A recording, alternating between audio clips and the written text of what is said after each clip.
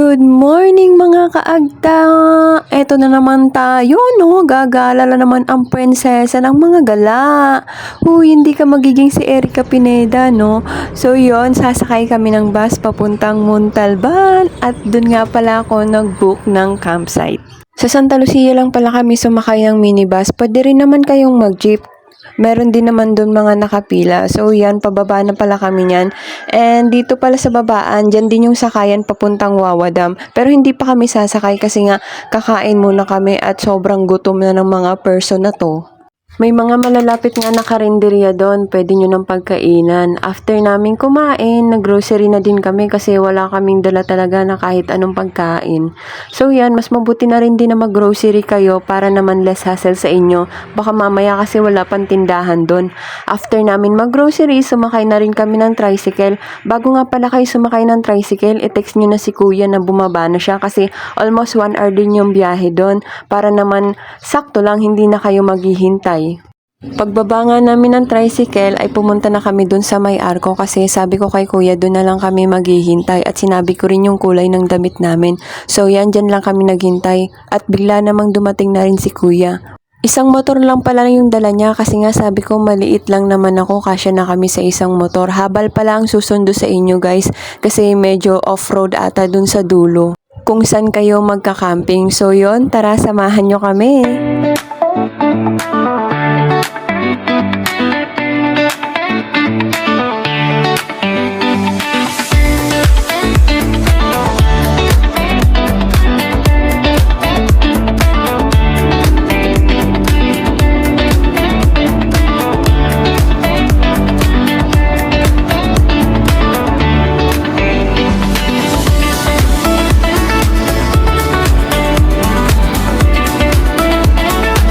Huminto na nga muna si kuya dyan kasi nga grabe talaga yung alikabok girl. Kakain pa ata tayo nyan. Oh my god. Pero sabi niya naman malapit na din daw. At ito na nga ang Zonyo campsite. Ayan yung mga rate ng kanilang overnight and day tour. And meron din pala silang ATV. At ito yung unang spot ng pwede kang mag-camping. Yan. Meron na silang mga campers. So yan. Dun kami sa kabila kasi medyo crowded na. At ito yung pangalawang spot nila. Grabe ang area na to. Sobrang talagang amazing yung view. Mapapakanta ka na lang talaga ng wag muna tayong umuwi. Charot. Ang aga pala namin dyan. Tapos si kuya nagtayo na ng tent. Grabe, sobrang tirik yung araw. Hindi mo na pala kami pumunta dun sa tent namin kasi baka mamaya bigla kami maging mang-inasal, girl. Dito na nga muna kami nagpahinga sa ilalim ng puno. Naglatag na lang kami dyan at grabe, sobrang ganda ng view at ang lakas din ng hangin dyan Eto din, ang lakas din ng hangin neto. Ayan, kita nyo naman si ate girl. Ayan, nag-video-video ka na naman talaga dyan. Girl, di mo talaga mapigilan ang sarili mo. After nga yan ay palubog na rin pala yung araw at ito yung napakagandang sunset view na hinihintay namin. Grabe, sobrang laki talaga ng sunset. Na para bang kakainin ka ng buhay. Sobrang lawak din pala ng area na yan at dalawa lang kami nagtayo ng tent dyan. Ayan, amin yung spot na to kasi nga dun sa kabila is medyo crowded na. By the way guys, yung sumundo pala sa amin ay isa sa may-ari. So, yung lupa na to, isa kanila daw magkakapatid at ginawa nilang campsite. Less than 1,000 lang pala yung binayaran ko dito. If ever na wala kayong dalang pagkain, alam ko meron silang tindahan. Nag-i-improve pa lang naman yung lugar na to pero grabe yung view talagang napakaganda at super sulit yung binayad mo. Kaya naman samahan nyo muna kami manood ng sunset!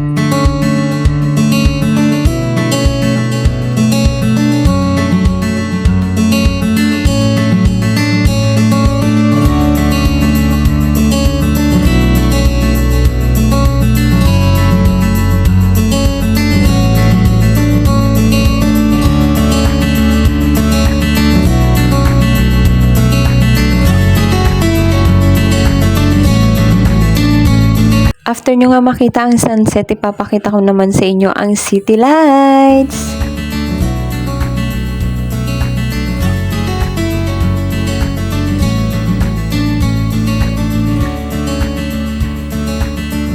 Habang nanonood ng City Light ay nag-dinner na din kami. May dala na din pala kaming pagkain dyan. At yung na-avail nyo pala na tent ay may kasama ng foam. Meron na rin 2 unan at 1 kumot. Pero sobrang lamig dyan. Magdalhin kayo ng extra na jacket nyo.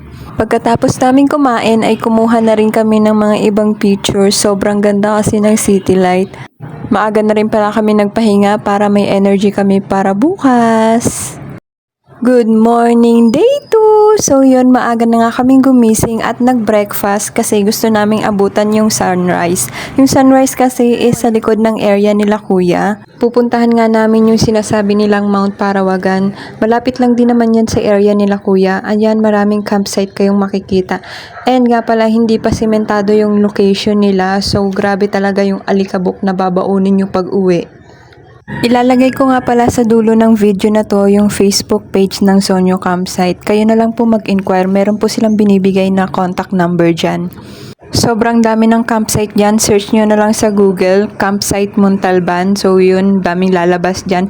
And yung way pala palabas is dun din yung way papuntang Mount Parawagan. Bali, aakyat na lang din kayo ng konti.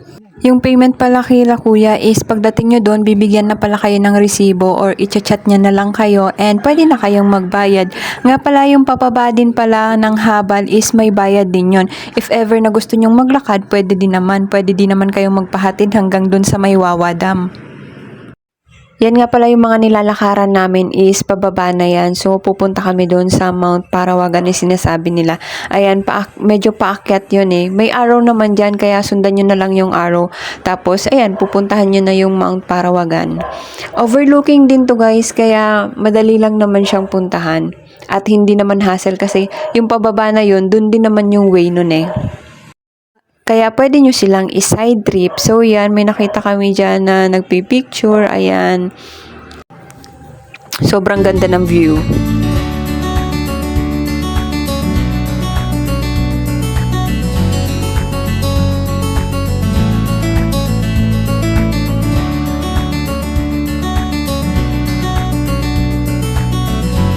After namin sa Mount Parawagan ay may nakita nga kami ditong parang maliit na iskinita. May mga pumupunta dyan kaya tiningnan na rin namin kung anong meron dyan. Habang naglalakad pala kami, ang dami naming kasalubong. Yung iba mga nagja-jogging at ang aga din nila dito ha. Meron ding mga bikers na pumupunta dito at dun pala sa dulo meron palang rebulto dun. Kaya dire-diretso lang kami at pinuntahan na nga namin. Sinilip lang namin kung anong meron dyan kasi ang daming bumababa papunta dyan eh. At grabe, ito talaga yung bumungad sa akin. Sobrang ganda rin pala ng Montalban kung iisipin mo, no? Ayan ata yung bundok ng Sierra Madre eh. 'Di ba? Sobrang haba ng mga bundok na yan. Di mo akalaing may ganyan pala kagandang view sa Montalban. Malapit lang din naman sa Manila yan kaya mabilis lang puntahan, hindi na tayo lalayo.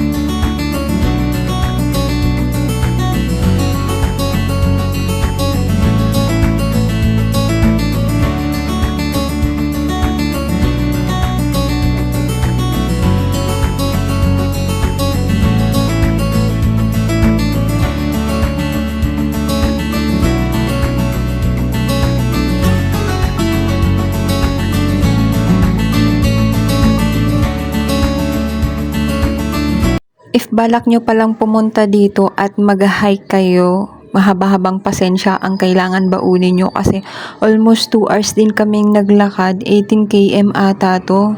Basta hindi ko sure, search nyo na lang sa Google.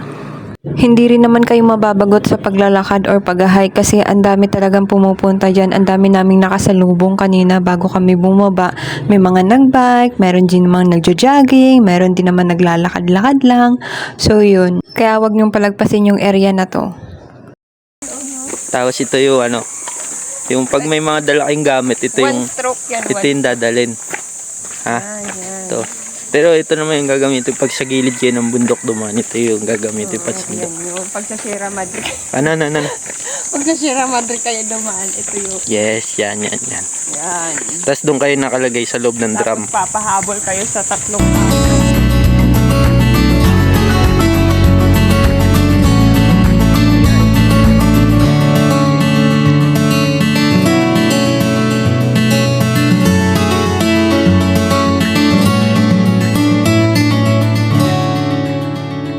Sabi sa inyo, ang daming mga naglalakad, 'di ba? At ang dami ring nagbabike, ang dami ring campsite naming nadaanan dito. Kayo na lang talagang pumili dyan kung saang campsite nyo gusto. Kaso yung iba dyan wala namang masyadong view kaya nasa sa inyo na yan kung saan nyo gusto. Dami rin namin nadaan ng mga bulaklak dyan, sobrang gaganda. At ito na nga, malapit na kami sa Wawa Dam. Ayan, dyan kami sumakay na tricycle. Dyan lang yan sa may malapit sa may Arco. So yun, sabihin nyo na lang dun kayo sa sakayan papuntang Santa Lucia. Ang alam ko, 20 pesos yung binayaran namin dyan, ang isang tao So yun, nagbaon nga kami ng maraming alikabok papunta sa bahay. So ayan yung Zonyo Campsite. Ito yung Facebook nila. Message nyo na lang sila. Salamat sa panonood. Bye-bye!